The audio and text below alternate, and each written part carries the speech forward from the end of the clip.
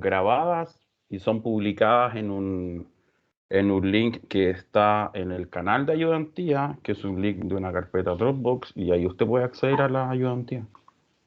Porque como se hacen por Zoom, entonces no puede quedar grabada en Teams. Porque tengo que hacer que las dos secciones entren en la misma ayudantía. Y como yo no ¿Profe? sé hacer eso en Teams, dime. Disculpe. Hubo que como que me metí a la ayudantía el miércoles, pero como que no salió nada. No sé si hubo al final o no. No caché. O sea, el miércoles sí, pues sí hubo. Ah, sí De hecho, hubo. vimos la pauta del control, eso vimos. No sé que no hubo. No caché nunca. Sí, sí hay ayudantía. De hecho, cuando tú entras, está la ayudantía del 6, que vimos el ejercicio ACP. Después está la ayudantía del 13, que vimos las dos pautas. Y está el video arriba. Está en el canal de ayudantía. Te vas al canal de ayudantía y ahí yo compartí un Dropbox. De hecho, voy a ir a mirar si es que está, pero sí, sí estoy seguro que está. O sea, en este curso, obviamente, te vas al canal en tu curso, en ayudantía, y ahí está, pues. Ahí dice link Dropbox. Ah, no A sé, ahí ver. lo encontré, pero me refiero como que en el momento no encontré el link de Zoom, como, o está dentro del Dropbox también. No, el link está en donde yo hablo aquí en el canal de ayudantía, está un poco más para arriba. Ahora, si te falta el link, me lo pedís, no, pues yo se los puedo colocar de nuevo. Déjame ver acá aquí el Zoom. Yo ahí lo encontré, profe, ayer no sé por qué no podía encontrarlo, pensé que era un link aparte, por eso no lo No, encontraba. sí, el Pero mismo bueno, todo el tiempo. El que usamos para ayudantía, el mismo todo el tiempo. Déjenme entrar a mi usuario con el que hago clases de Zoom para mandarles de nuevo el link. Son todos los miércoles a las 13:30.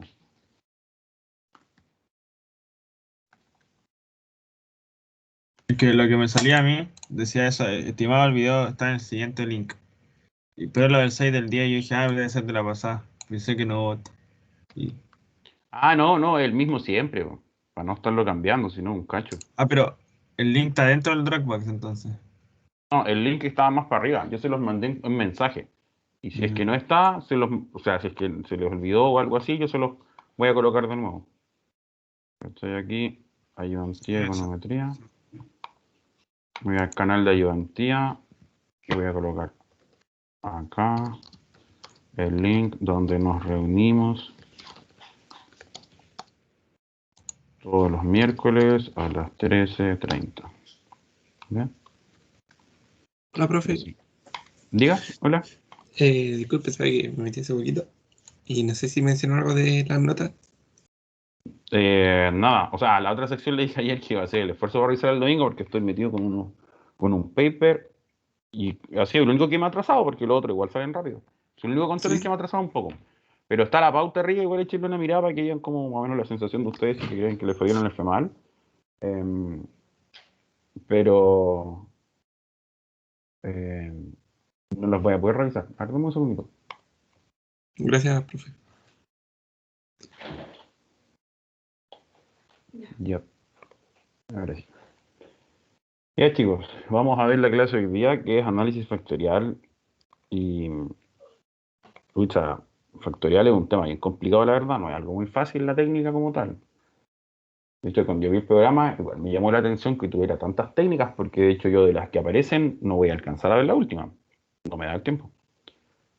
Yo podría presionar y que la pasemos y todo, pero yo sé que son técnicas difíciles, no son técnicas fáciles. Entonces hoy día vamos a ver la teoría, el día viernes y el lunes vamos a ver el ejercicio y después el viernes tienen control 5.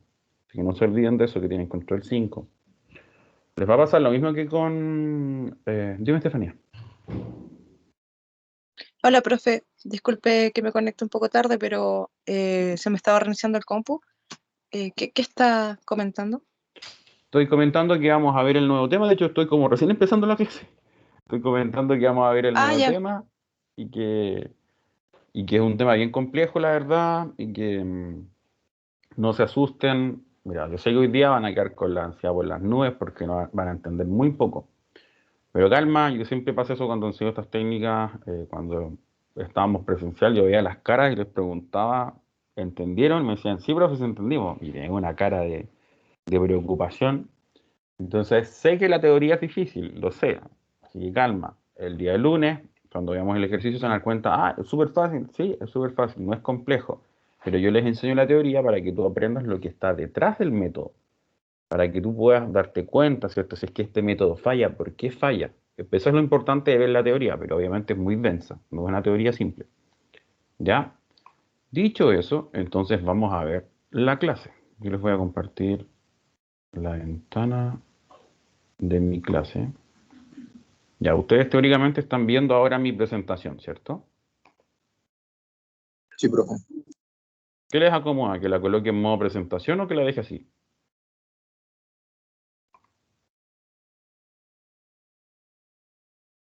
Chicos, ¿o les da lo mismo? En modo presentación, profe, por si uno quiere volver. Ya. Ven entonces ahora en modo presentación, ¿cierto?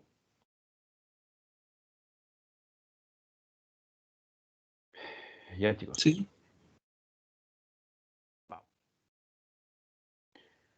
Voy a intentar conectar siempre el método con la realidad, porque obviamente es una técnica bastante compleja, entonces se desconecta un poco de para qué sirve. Entonces es muy difícil poder conectarte con la aplicación, pero yo lo voy a intentar mostrarlo para dónde va la micro, porque si no se van a perder mucho. Y la idea es motivarlos, porque la idea es que quieran aprender esta técnica.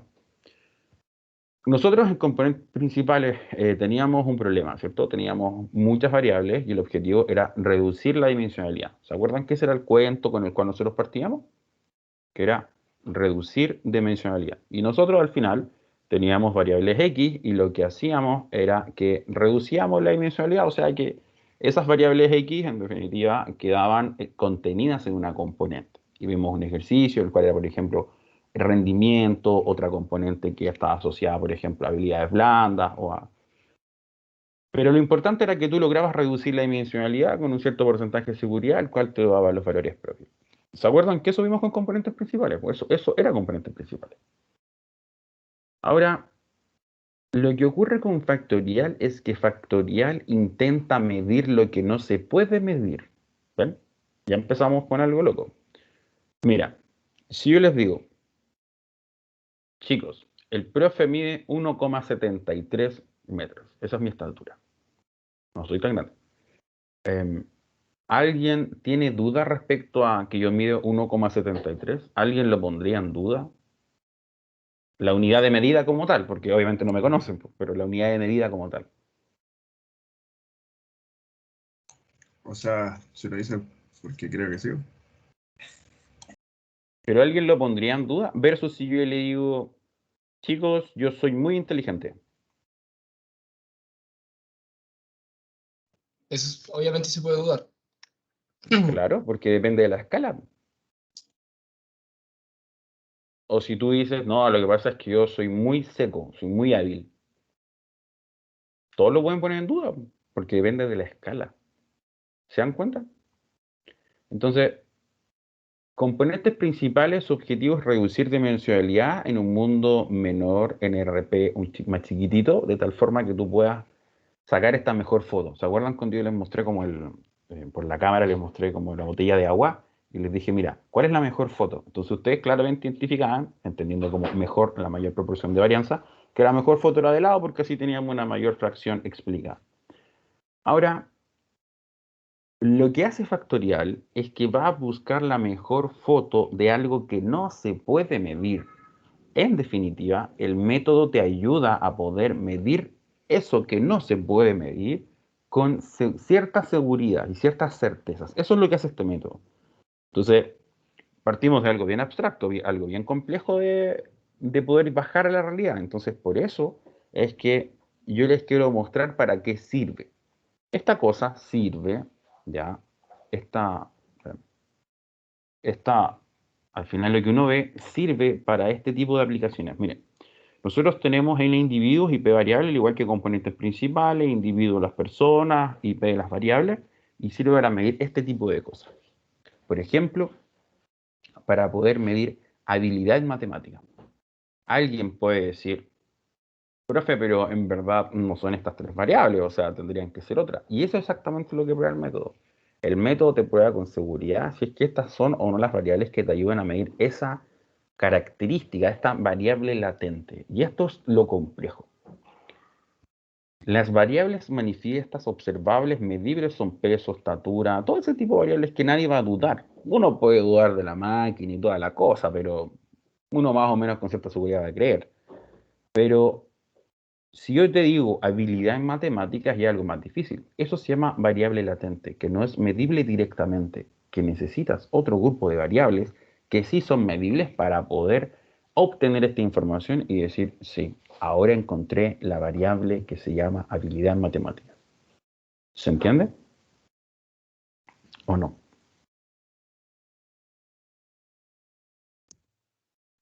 Más o menos, Algo, profe. Miren, aprovechen de entender bien el concepto ahora, porque más adelante sí que se van a perder porque la parte matemática es como bien dura. Entonces, entiendan bien para qué sirve esta cuestión. ¿Ya? Yo les voy a pasar la teoría, les voy a explicar ciertas cosas y todo, pero lo importante de la próxima semana es que veamos la aplicación. ¿Ya? La aplicación de cómo se resuelve un ejercicio, esa es la parte compleja. La otra parte compleja igual es poder programar en algún tipo de software, o sea, que algún software te lo entregue, pero como a mí no me da el tiempo para poder hacerlo, y si les pregunto software, ahí sí que les va muy mal, eh, pero a mí me interesa que vean la aplicación. Entonces, la aplicación, por ejemplo, es estudiar habilidad, es, por ejemplo, estudiar competitividad industrial, es ese tipo de variables que no son medibles directamente. Ese es el cuento, eso es lo que vamos a medir. ¿Me están siguiendo o no? sí, profe. Lo que no entendí muy bien es que para poder medir estas variables que no se pueden medir, vamos a necesitar otras que sí se puedan. Exacto, sí, exactamente, así parte. Entonces, ¿cómo parte esto? Bueno, estos modelos son bastante antiguos. ¿Ah? El modelo de un factor lo hizo Charles Spearman en el año 1904 y lo que él quiso era medir básicamente inteligencia. ¿Alguien tiene alguna pregunta?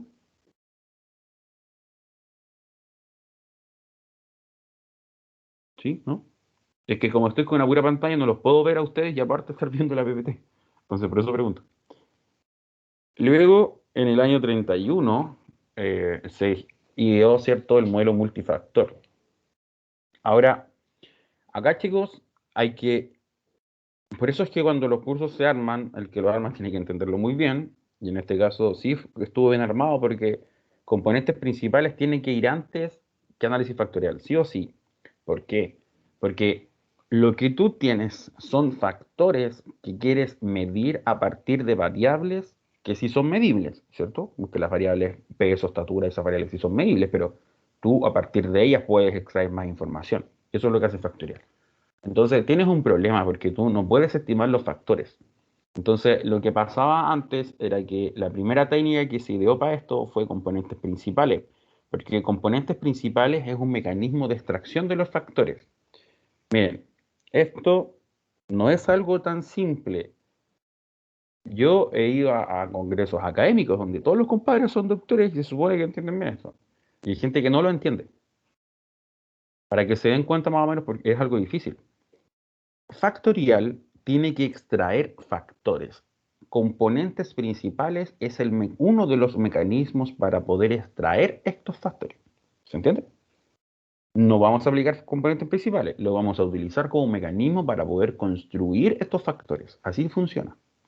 Y máxima verosimilitud, que es otra técnica, que esta es como uno ve en estadística muy por encimita, que uno tiene una función objetivo, la deriva, ¿cierto? Bajo ciertas condiciones. Y aquí, ¿por qué entra a jugar? Porque aquí lo que nosotros hacemos es utilizar la distribución normal multivariante.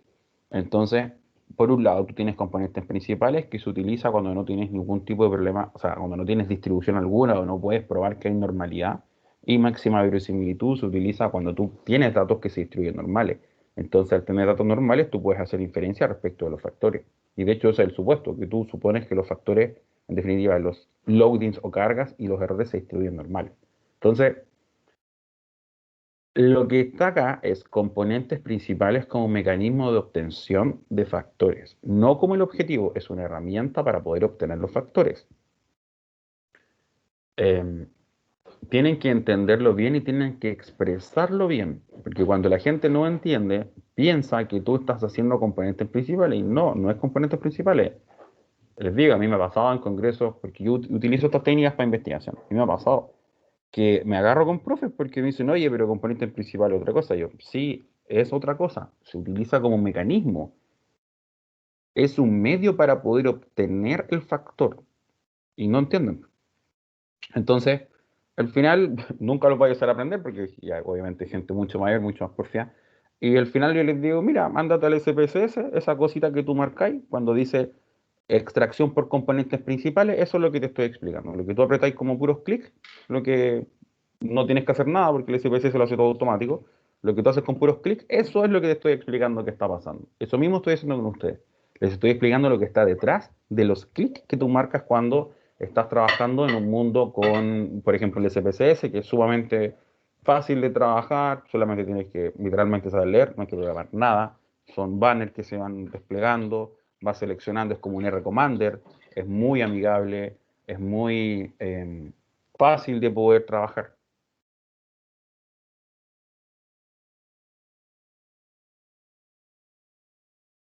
¿Tienen alguna pregunta?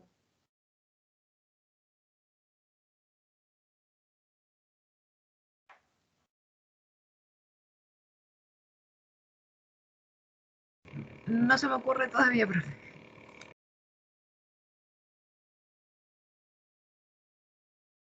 Profe, creo que Profe se estamos... murió. No, si estaba hablando acá en la casa. Tranquilos.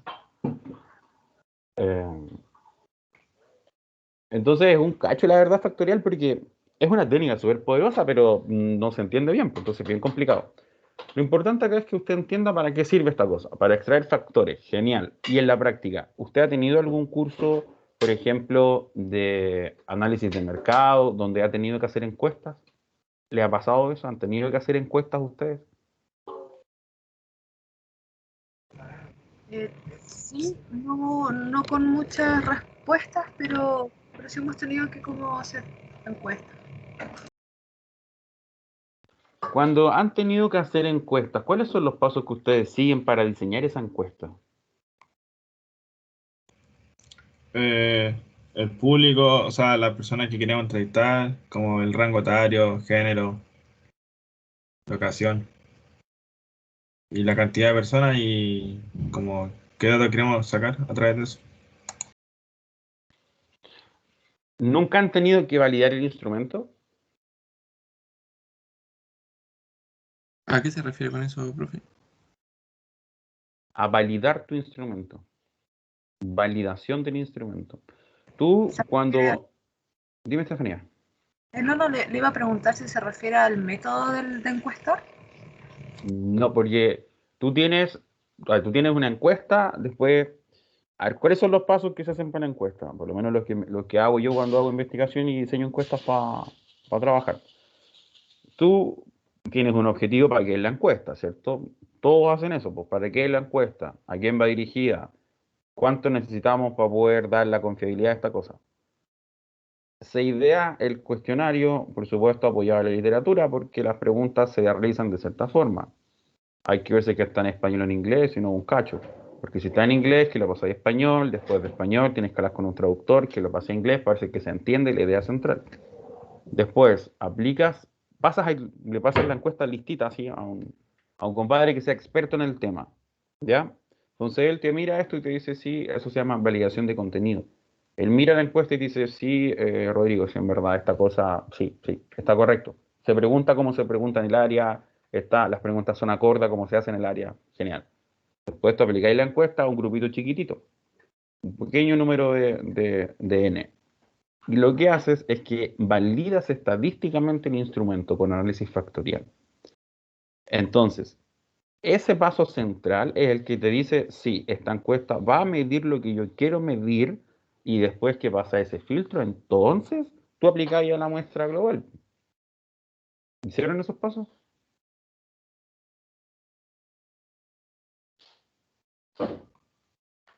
¿A alguien le suena algo así o no? ¿No? ¿Sí? Profe, yo en mi caso o sea, hemos tenido que hacer encuestas en marketing, por ejemplo. Y primero la revisamos entre el grupo. Es la validación de Sería contenido. Esa. como la Sí, la de validación, contenido, claro. claro. Entre ustedes, como estará bien preguntado, sí, eso es la Sí. de contenido. Y después se pasa ya, creo que al tiro a la global, porque se divulga por redes sociales o diversos medios. Es que yo creo que ustedes no hacían la validación de constructo porque no sabían, po. No saben factorial. Entonces, como no saben factorial, el profe no se los podía enseñar. Ahora, no se preocupen porque les estoy dando una de las aplicaciones de factorial, solo eso. No les estoy diciendo que para lo único que sirve. Arriba de factorial hay otra técnica mucho más avanzada que se llama ecuaciones estructurales. ¿Han escuchado alguna vez esto?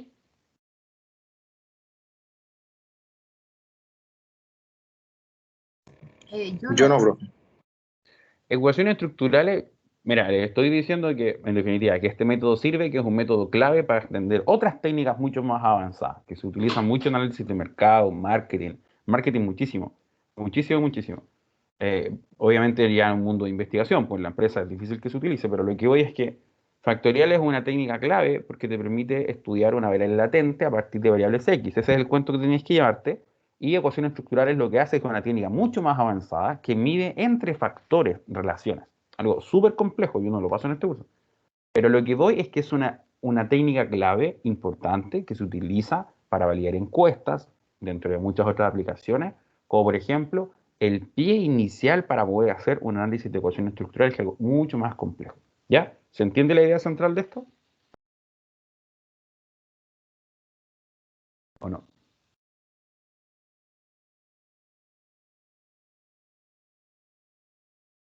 ¿Me siguen? Yo me perdí, profe. ¿Podría repetirlo? Lo importante de esto es, ¿para qué sirve esta técnica? Independiente de la locura que les voy a mostrar ahora, porque son cuestiones bien complicadas. Mira, la locura que les voy a mostrar es la técnica, lo que está detrás de la matemática y toda la cosa. Ya, yo me la sé y te la tengo que enseñar. Bien, pero ¿para qué sirve? Sirve para medir un factor. Por ejemplo, inteligencia, habilidad, hermosura, qué sé yo, ese tipo de cosas que no se pueden medir fácilmente a través de variables que sí se pueden medir. Eso es lo que hace el método.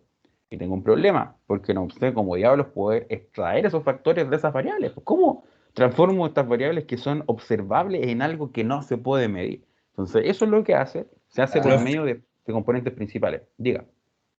Entonces uno tiene que como inventar o en base a fórmulas parámetros que podrían medir algo que no se puede medir o algo así. Eso fue lo que hizo el creador del método.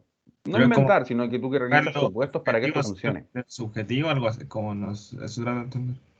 Es como bien loco, la verdad, pero hay matemática y bastante sustento teórico detrás. Lo que pasa es que la idea cuando uno quiere medir variables latentes es un cacho, es súper complicado. Pero eso es que poca gente lo hace, porque es difícil. ¿Ya? Es una herramienta súper poderosa la que están aprendiendo. No es algo tan fácil y se utiliza harto. La gente que analiza encuestas la usa todo el tiempo. Las personas que están trabajando en los ministerios lo usan todo el tiempo por el tema de las encuestas y para, por ejemplo, identificar los estratos sociales, pues, el A, B, C, A1 y todas esas diferentes separaciones se hace con factorial. Eso es puro factorial que está detrás. ¿Ya? Entonces, ¿se utiliza? Sí. Ya chicos, ahora es altamente probable que entienda muy poco de lo que yo voy a hablar, pero lo tengo que hacer y lo importante es que traten de entender lo máximo posible y pregunten. Pregunten, no hay problema, pregunten todo el rato. Si esto yo lo he enseñado hartas veces, así que sé más o menos por dónde se van a perder. Vamos. Entonces, ¿cómo se hace esto? Primero tú tienes que realizar un diagrama de trayectoria. El diagrama de trayectoria se denota por X, la variable observable, medible, también llamada manifiesta, por un círculo, variable latente, no observable, no medible directamente, sino que a través de estas X manifiestas. Y estas flechitas que en definitiva te dan la dirección de las relaciones. Entonces lo que nosotros tenemos es una matriz de dimensión n por p, siendo n individuos y p variables, y lo que queremos hacer es obtener factores, p factores en definitiva, que son combinación lineal de estas variables, pero no solamente en construcción, sino que se reflejan a través de ellos. Eso es distinto de ACP, y esto por supuesto no se puede hacer de manera exacta. Entonces lo que ocurre acá es que existe un error, también llamado factor específico. ¿Se entiende?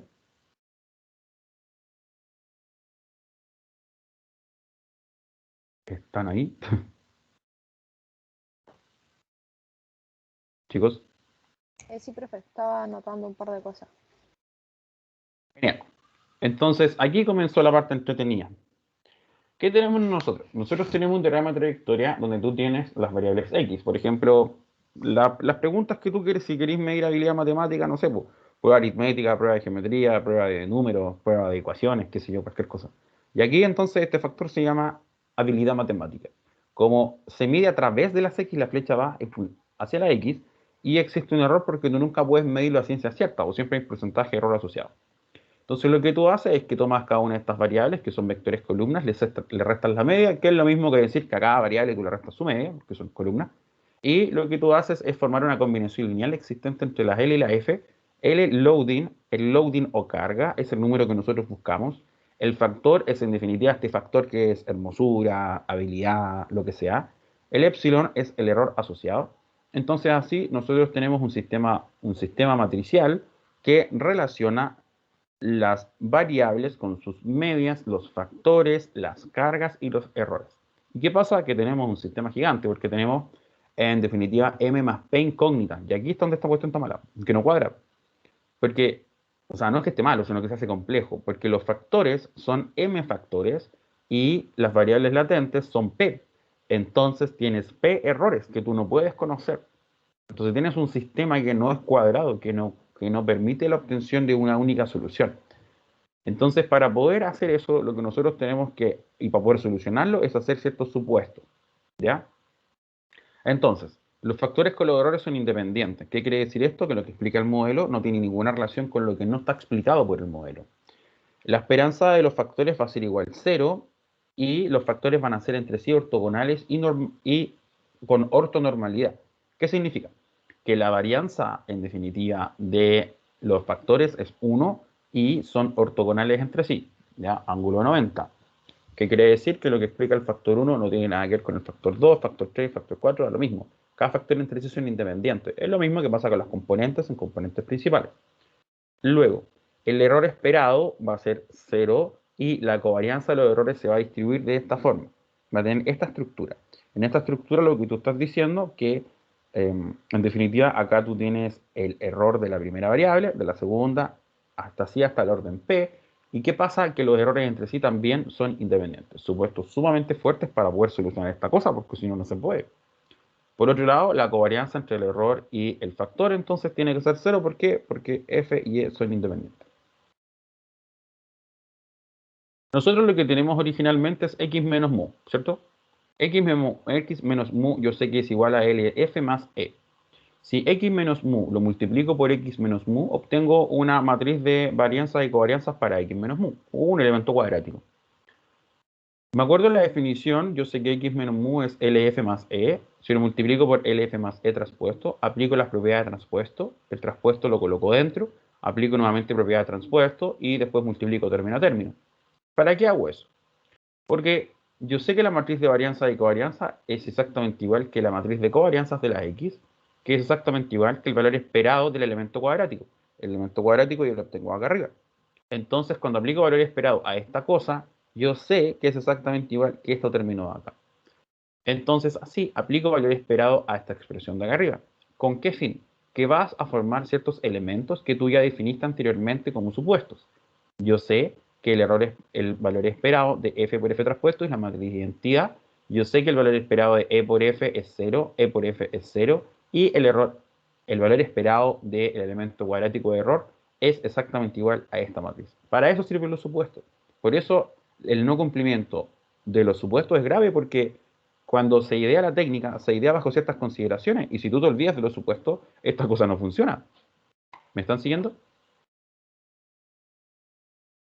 Profe, yo intento seguirlo, pero poco estoy entendiendo. Solo sé que los supuestos tienen que estar sí o sí. Exacto. Yo no les voy a preguntar nada de teoría, chicos. A mí me importa que entiendan lo que está detrás, no más o menos como la lógica. Formo un elemento cuadrático, le aplico esperanza, me acuerdo los supuestos, llegó una expresión. Y ahora, ¿cuál es la parte compleja? Estimar estas dos cosas, porque esta es la matriz de varianza y covarianza de X, la que nosotros calculamos, la que nosotros conocemos, pero tengo que estimar estas otras dos cuestiones. Entonces, aquí viene la magia. Entre comillas, magia. Que si yo escribo esto de manera matricial, esto que está acá arriba, que acabo de hacer paso a paso, es exactamente lo mismo que si yo tuviera la matriz de varianza y acá tuviera L por el traspuesto y acá tuviera la matriz de errores. Entonces eso te da la esencia para poder entender que la varianza de cada una de estas variables va a ser exactamente igual que, en definitiva, tomar esta fila por esta columna y sumarle este término, que es lo mismo que si tú lo escribes acá abajo. En fácil se refiere a que la varianza de la variable se explica a través de los cuadrados de las comunalidades más el error. Esa es la versión fácil. ¿Qué es el L? El L o el L o loading se define como la covarianza existente entre la variable y el factor. Se denota por L y J, siendo I la variable y J el factor al cual va a estar asociado. ¿Ya? Entonces, sabemos que la matriz de varianza y covarianza la puedo descomponer en estos dos elementos, pero no tengo ni idea de cómo poder estimar L o poder estimar esta matriz media rara. No hay forma de poder estimarla. Entonces, lo primero que vamos a hacer es suponer que es necesariamente estricto que tú tengas sola y exclusivamente factores lineales. No puedes hacer ninguna combinación. Es decir, tú no puedes hacer un modelo para poder, por ejemplo, entender habilidad con hermosura, por decir algo. Entonces no puedes encontrar un factor que sea habilidad por hermosura, eso no se puede. Solamente habilidad, solamente hermosura. No se pueden mezclar. ¿Ya? Por eso existe un supuesto de linealidad. No se pueden encontrar multiplicaciones entre factores. Luego, lo que yo voy a hacer es poder analizar entonces esta forma que yo acabo de mostrar anteriormente de las comunalidades, ahora se llama comunalidad, esta suma de L's que acabo de mostrar anteriormente, esta suma de L's se llama comunalidad y lo no explicado se llama varianza específica. La comunalidad se define como la proporción de varianza explicada por los m factores considerados y la varianza específica por lo no explicado. ¿Por qué? Porque como es una variable media rara, entonces tú no la puedes medir completamente a través de las variables x. ¿Ya? Luego, ¿qué pasa? Nosotros tenemos muchas variables porque tenemos m más p incógnitas en una matriz gigante. ¿Qué pasa? Si tú tienes un mundo en el cual m es igual p, está frito. No se puede. ¿Qué es lo que ocurre? Miren, yo estoy acá en este mundo, para que entiendan por qué pasa eso. Mira, ¿se acuerdan que en componentes principales había un supuesto el cual decía que tú necesitabas tener más de una variable x para cada una de las componentes? ¿Se acuerdan de eso, chicos?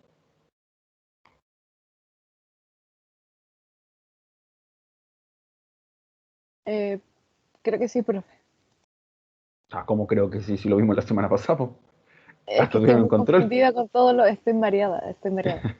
No, y falta todavía la parte más entretenida que es máxima verosimilitud, es más peludo todavía. Sí, por eso le estoy explicando como la idea central de estas cosas. Componentes principales, cuando yo aplicaba los criterios, ¿se acuerdan? En la matriz y cortaba los factores, o sea, las componentes, decía, mira, la última componente tiene que tener más de una variable, si no la sacáis. ¿Te acordáis de eso? Ah, ya, sí, profe. Ya, pues, eso mismo aquí también Sí, tiene que sí. aplicarse. Aquí también tiene que aplicarse. Porque de lo contrario, la aplicabilidad de esto significa que si yo quiero medir habilidad en matemática, hago todo lo que haya que hacer, yo después por eso lo voy a mostrar, y resulta que tengo solamente la variable, por ejemplo, rendimiento en álgebra. Entonces, bueno, yo creía que eran tres variables, pero me queda una. Entonces, ese factor llamado habilidad tiene solamente relacionado rendimiento en álgebra. Mi pregunta es, si ese factor tiene una variable, ¿qué estoy midiendo? ¿El factor o la variable? ¿La variable? Exacto, solamente la variable. No hay, ni por más que tú tengas un cuento, ni por más que podáis engrupir como sea la gente, da lo mismo. Tienes una variable. No puedes decir que estás midiendo algo latente, porque es la única variable. Es lo mismo. Eso es lo que pasa cuando tú estás analizando encuestas y te preguntan al analista, oye, ¿cuántas variables tiene que tener? ¿Cuántas preguntas tengo que hacer por constructo? Constructo es el factor, las variables son las preguntas. Entonces, ¿tú qué le dices? Más de una pregunta, a lo menos dos, de ahí para arriba, por lo menos tres, de hecho. Porque el método quizás te saque una, entonces te van a quedar dos. Y con dos, perfecto. ¿Por qué? Porque cumplo esta regla de más de uno. ¿Se va entendiendo? Entonces, eso es lo que estoy explicando acá, que eso no puede pasar. ¿Qué es lo que debería pasar? Que tú tengas un mundo en el cual tú tengas menos factores que variables. No al revés, porque al revés no se puede solucionar. No, no es posible. Solamente en el número menor. Ahí sí se puede solucionar. ¿Alguna pregunta?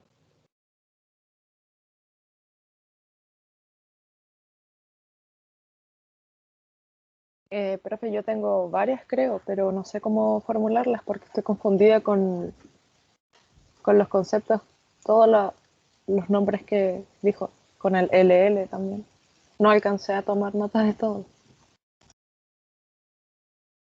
Profe, Ya volví.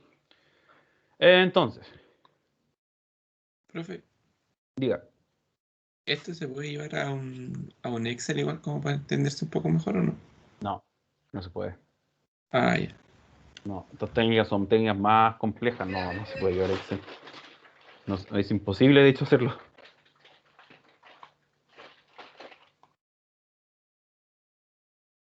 ¿Tienen alguna Entonces, pregunta? profe, para ¿Profe? estos modelos entonces ocupamos R nomás. O sea, se puede hacer en R, que es gratuito, se puede hacer en SPSS, que tenéis que pagarlo, pero es súper intuitivo. Yo lo programo en SAS, o sea, perdón, en Stata, que es un software que usamos los economistas generalmente. Tienes MATLAB, que también se puede hacer. Tienes...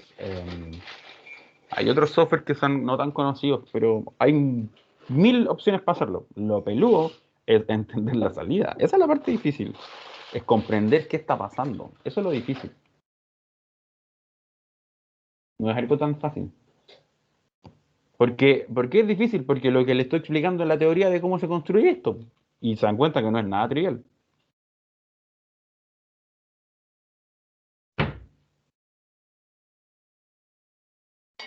¿Me están siguiendo? ¿O no? No, profe, yo ya me perdí con la ¿Se construcción de... perdió? Sí. Lo que pasa es que en la segunda parte yo sé que se pierden, en la de máxima verosimilitud, ahí ya que colapsan. Eh, ya, pero calma, déjenme terminar de ver la PPT. Siempre es lo mismo, así que tampoco se sientan mal, así como no estamos entendiendo nada y la cuestión. No, siempre es lo mismo. La teoría es bien densa, la aplicación es súper fácil. De hecho, es muy parecido a componentes principales. Si entendiste componentes principales y lo sabes hacer bien, sabes hacer factorial. Es lo mismo. La salida es exactamente muy parecida, es muy fácil. Miren, lo que les voy a explicar ahora va a ser un poquito raro, la verdad. Más raro de lo anterior. Mira, son como una, dos, tres. Son tres, cuatro láminas que cierran con la rotación. Mira, ¿para qué sirve esto? Más que quedarme en la teoría y toda la cosa. Yo estoy midiendo algo que no se puede medir, ¿cierto? Así partimos, así de loco. Intentar medir algo que no se puede medir. Ya. ¿Cómo me aseguro que logré medir lo que no se puede medir si no se puede medir? Parece trabalengua.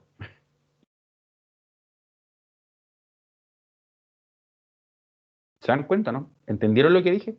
¿Cómo me aseguro que puedo medir correctamente algo que no se puede medir?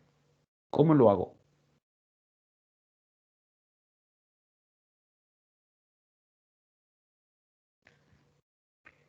Entonces, ¿qué pasa? El ejemplo que les voy a dar es bien burdo, pero funciona. Cuando ya no atender la conexión, mira. Cuando ustedes están súper cansados, están como a mitad de semestre, el profe de econometría les dio todo el semestre, tienen que estudiar mucho, y toman vitaminas, ¿qué va a pasar con tu cuerpo?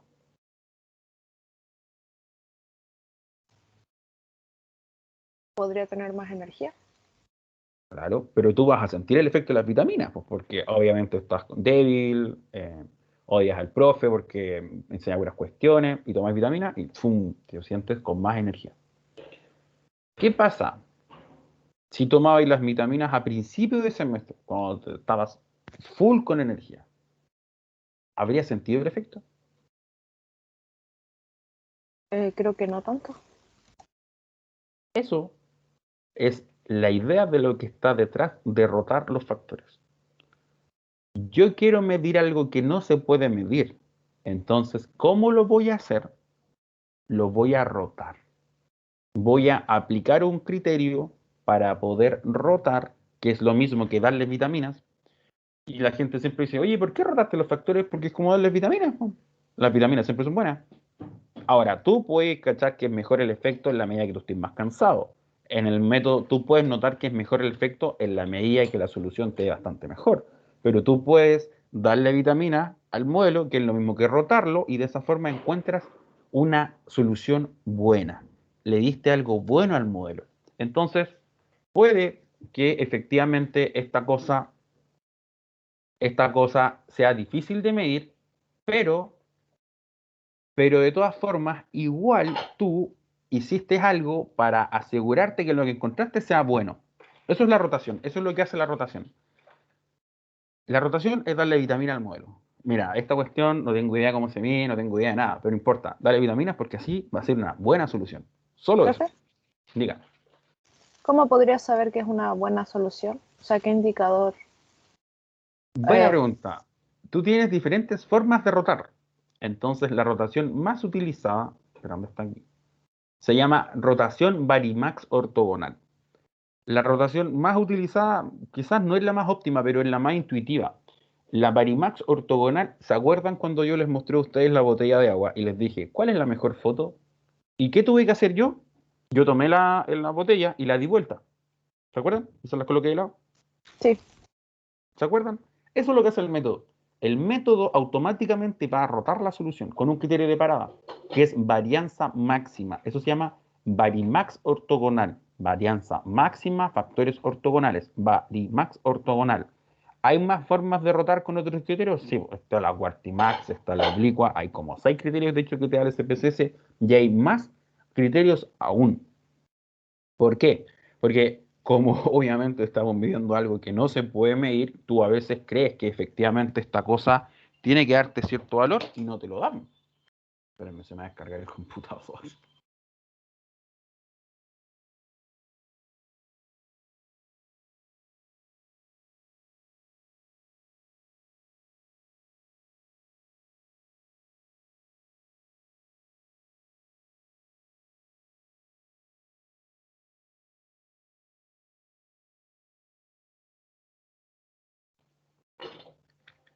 Y ahora sí, alcancé a conectarlo antes que se apagara. Entonces, se entiende que voy a medir algo que es difícil, lo voy a hacer utilizando dos mecanismos, que es componentes principales o máxima verosimilitud. En ambas dos mecanismos da lo mismo, cualquiera utilices, tienes que rotarlo, tienes que aplicarle vitaminas para asegurarte que esto sea algo bueno. ¿Se entiende o no?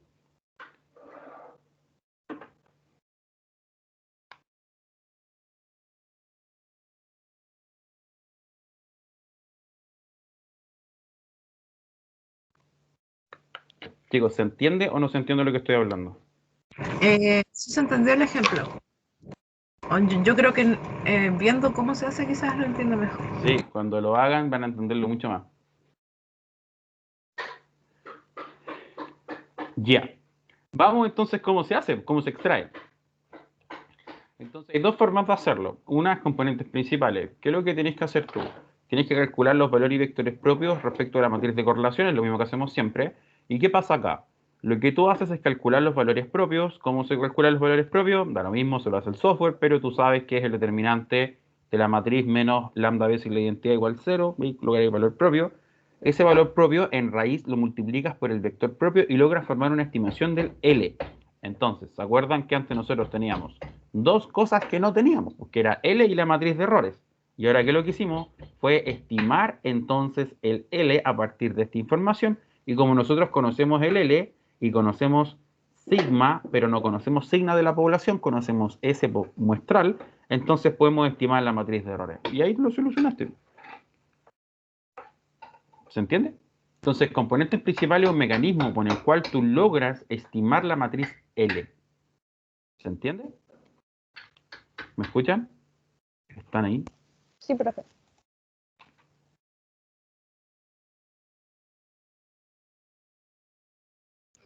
Profe, ¿esa es la matriz que se rota? No. Tú tomas después la matriz L y esto lo hace el programa internamente. Claro, o sea, si es que es esto lo que se rota, sí. ¿Es exactamente este valor? No. Porque estos son los valores originales y después el software lo gira. Pero eso lo hace el programa. Ahí sí que yo ni me voy a meter porque ahí sí que es chino. Pero ¿se entiende la idea de lo que estoy explicando? Sé que es un poquito rara, pero mira, voy a medir algo que no se puede medir a partir de variables que sí se pueden medir. Lo voy a hacer con componentes principales. ¿Cómo? Estimando la matriz L y a partir que tengo la L y la sigma, estimo la de error. Listo. Eso es lo que hace el método. ¿Me están siguiendo? Creo que sí, profe. ¿Dónde para Después, esta cosa? Dime, Estefanía. no, sigue nomás, es que era para entender ¿Dónde el fin. termina esto? ¿Se acuerdan que en componentes principales nosotros teníamos un eje y después, por ejemplo, nosotros decíamos, ya mira, esto es rendimiento, esta cosa es como si le viene en matemática o si le viene, no sé, en arte? ¿Se acuerdan? Que si yo paraba así Profe, terminaba. sí. Aquí termina con un eje en el cual tú dices, por ejemplo, este eje es inteligencia, este eje es hermosura. Entonces, aquí está lo inteligente, bonito, y es lo mismo. Pero el eje es una interpretación más grande, es una variable latente, es algo que no se puede medir, pero tú lograste medirlo. Ese es el cuento de esto.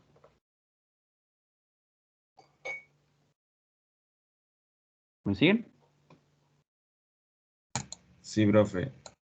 Ya va tomando forma al menos. Ya mira, ahora no se asusten, pero igual se los tengo que enseñar. Máxima verosimilitud. Se aplican los mismos criterios que nosotros tenemos anteriormente aprendidos para poder hacer componentes principales. O sea, tú tienes que calcular el porcentaje de varianza. Lo mismo que se hace siempre que se hacen componentes principales, se aplica acá también cuando estás trabajando con análisis factorial. Los mismos criterios. ¿De dónde se complica esto? Aquí. Si tú no tienes distribución y no te complica la normalidad, aplicáis componentes principales. Pero si tú puedes hacer inferencia respecto de la distribución asociada a los F y los E, que es lo que te falta, entonces puedes hacer inferencia respecto de los L y la matriz de errores. Si eso pasa, entonces lo que nosotros tenemos que hacer es trabajar con una normal multivariante de orden P. Esa normal multivariante de orden P se construye a partir de muy sigma de orden P, multivariante.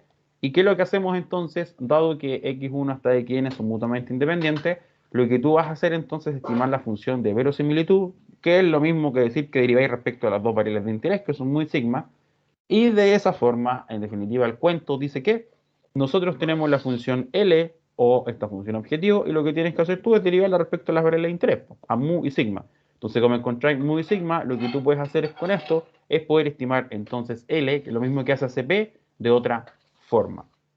¿Me están siguiendo? ¿Sí? ¿No? Aquí está la final. Así se forma. ¿Se entiende? Profe, ¿cómo se construye la función que después se tiene que derivar? La función L, lo que tiene acá, esta función es básicamente la normal multivariante expresada en forma matricial. Esta es la función objetivo que está restringida a esta condición. En esta condición tú ingresas entonces L y el L que es el loading y esta matriz de errores. Tienes un sistema de ecuaciones de 2×2, entonces se cierra y puedes calcularlo. Esa es la idea central. ¿Ya? ¿Me están siguiendo? ¿Y cómo se interpretan estos variables? Se interpretan de la misma forma. Las comunalidades se interpretan igual como se interpretan con componentes principales. No es distinto, es lo mismo. Pero es más difícil de estimar, porque necesitas normalidad. ¿Cómo lo hace la gente que no, que en verdad no cacha mucho, pero como que lo usa siempre? Toma los datos, le aplicas esa normalidad. Si es normal, máxima verosimilitud. Si no es normal, componentes principales. ¿Estarán? Así se hace. Pero esto es lo que está detrás. ¿Se entiende? ¿Me siguen? Yo me perdí con lo último. Cuando las personas lo utilizan, tienes dos formas de hacerlo, con normalidad o sin normalidad. Eso. Sí, esa parte sí, solo en cómo llegar a la función. Eso lo hace el software. No, eso Ya, lo hace el ok. programa. Ustedes no lo tienen que hacer. Todo lo que yo les he explicado acá lo entrega el programa. Listas, las tablitas están listas, no hay que hacer nada. Lo que usted tiene que hacer es entender lo que está detrás de esto. Usted no tiene que calcular nada de esto. ¿Ya? Así que no se preocupen. Entonces, aquí también a la técnica que es máxima verosimilitud, también se le pueden aplicar vitaminas, que es la rotación, y de esa forma lo que tú haces es poder asegurarte que lo que encontraste es bueno. ¿Estamos bien? ¿Me siguen la idea? Aquí está la explicación de qué es lo que es Varimax ortogonal. Varimax ortogonal, en definitiva, es la maximización de esta función, que es la distancia. Esto es una distancia cuadrática con una distancia a la cuarta con una elevada a 2 de orden 2 nuevamente, que es lo mismo que hacer una distancia euclidiana, ¿no? Eso es lo que está haciendo, una distancia. Es de más orden porque tienes un mundo más grande, pues estás trabajando en P.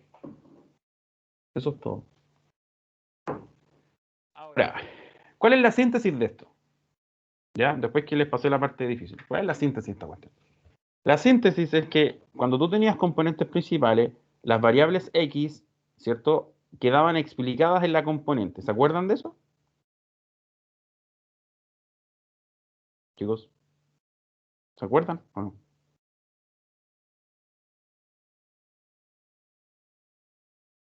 ¿Se acuerdan?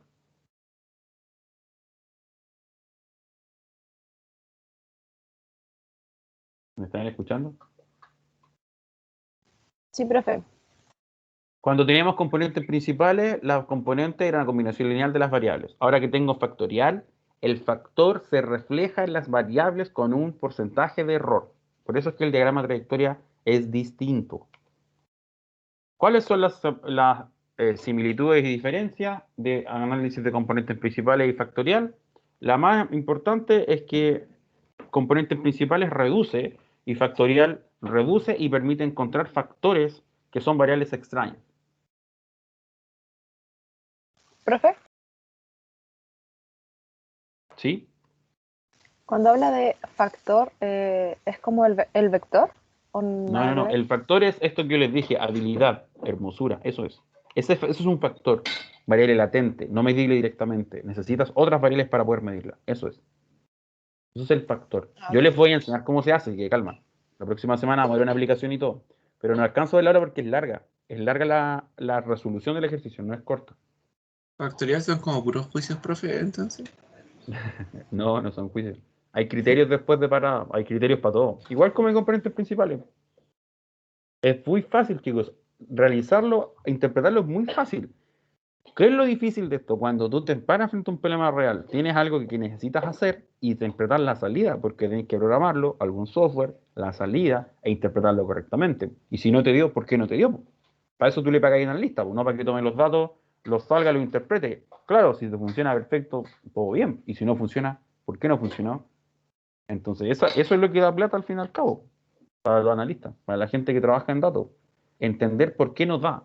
Cuando da, perfecto, es re fácil interpretar esta cuestión, súper fácil para abajo, ¿no? Y cuando no da, ¿por qué no da? Entonces ahí uno se mete en la teoría. Por eso es que le explico la teoría.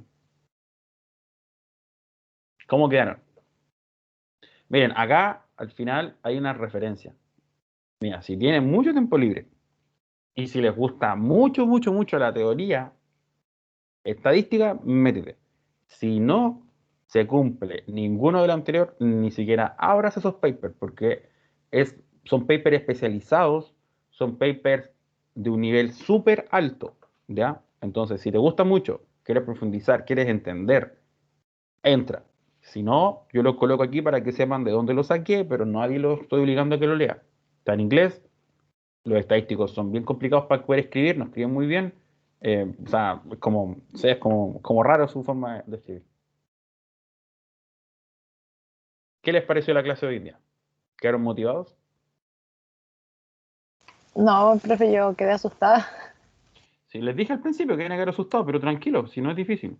Lo van a ver conmigo la próxima semana, van a decir, sí es facilito. ¿Ve? ¿Ve que era fácil? Pero esta es la teoría, y frente a la teoría nada que hacer, hay que explicarla. ¿Tienen alguna pregunta que no sea, no entendí nada? No, si no es esa, no. Sebastián, ¿ibas a decir algo? Sí, pero no era sobre la materia, profe. Sí. Ya. Déjame cerrar y después la pregunta. Ya, chicos, ¿alguna pregunta, comentario, sugerencia, acotación, reclamo? El método es así. Yo intento explicarlo de la forma más simple posible. Profe, Diga. pero la otra clase vamos a ver más ejercicios como de planteamiento, cosas así. No. Vamos a ver de aplicación, no plantear. Ya está el problema, está solucionado, hay que interpretarlo. Solo eso. Solo interpretar la Eso. teoría. Y el control va a ser como ese estilo, como interpretar, Sí, pues, pero controles de eso. Sí. nos va a enseñar porque como que igual que como colgado ahora. No, sí, yo les voy a enseñar cómo se interpreta. Igual como lo hice con ACP. Tuvo un problema, yo les digo cómo se resuelve, cómo se interpreta, qué significa cada una de las cosas que es de la salida. Eso sí. A mí me dio más esperanza cuando dijo que lo más complicado estaba en el software y nosotros no lo íbamos a No, ver. pero más peludo el software. De hecho, cuando yo he hecho, cuando he programado factorial, de hecho salió un paper mío hace poco, hace como una semana. Publiqué un paper súper bien publicado. Y ahí utilicé factorial entre medio. Y fue un cacho porque, claro, yo entendía muy bien factorial, pero lo utilicé en unos datos que eran un cacho. Entonces era súper difícil, las salidas no me daban como tenía que dar. De hecho, fui a varios seminarios y me hicieron bolsa por lo mismo, porque el constructo de la encuesta decía, por ejemplo, que la pregunta del 1 a la 4 medía tal cosa, y yo apliqué los datos y no me daba. ¿Y por qué no te da? Y ahí te empiezan a decir, o sea, ¿por qué no te da? Si esto tiene que cumplirse, yo me tuve que meter en la teoría del método para explicarle que en definitiva las correlaciones existentes entre las variables no eran lo suficientemente altas. Entonces, como no es lo suficientemente alta, yo no puedo truquear las correlaciones para que me dé, po. Pero eso tienes que entenderlo muy bien para poder meterte. Por eso, es que eso es lo que al final te da, en el caso de lo que hago yo, a eso te da la publicación, po. Poder defenderlo frente a la gente y que obviamente sea algo nuevo. Eso es lo que hacemos los académicos. Publicar algo nuevo, algo que no esté en la literatura, aportarle al conocimiento. ¿Se utiliza? Sí. ¿Lo utilizan todo el día? No. Si trabajáis en encuestas, sí. Si no, es una técnica compleja que tienes que saber utilizar nomás. No puedes pasar el curso. Ni siquiera programarla ni nada. Yo te voy a dar la salida igual que ACP. Un problema solucionado, tablas listas, interpretar. Sí. Solo eso.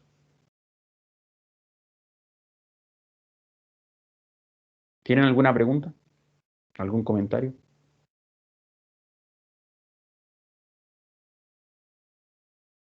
¿Se dan cuenta que estos métodos no tienen nada que ver con regresión? Sí, No tienen nada que ver. Por eso cuando pensaban que porque les iba mal la otra vez, ahora les va a ir mal tampoco, no tiene nada que ver. No tienen relación los contenidos. Para nada. De hecho, la prueba no tiene nada que ver con la prueba pasada, porque van a ser 2 ejercicios o 3, no lo sé, de aplicación, solamente aplicación, puro interpretar la salida. No es igual a la vez pasada, para nada.